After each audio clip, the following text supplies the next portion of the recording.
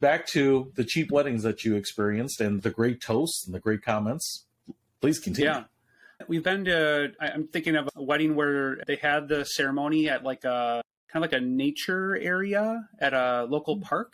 And so it was a nice day outside, beautiful flowers. And I can't imagine that was super expensive of a venue.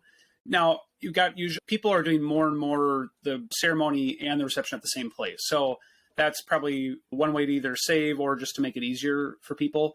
But I'm just going to talk a little bit about different locations. We've done that. We had a couple that we knew right at a college that got married at a church, but it was like way out of the cities. And so it was in this small town in Minnesota. So again, I'm going to guess that renting the church in rural Minnesota was a lot cheaper than getting one of the nice churches in the Twin Cities. Just another way that they did that. I think they did the reception at the location, either downstairs or maybe outside. I can't remember. It was a little while ago.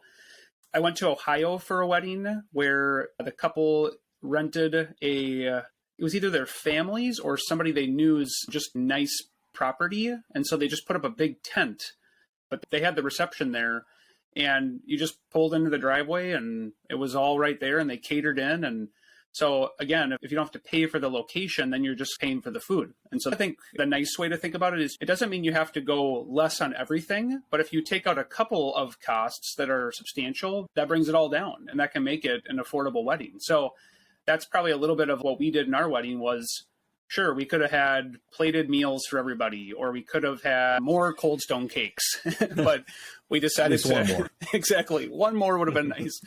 And a private room for eating without anybody bothering us.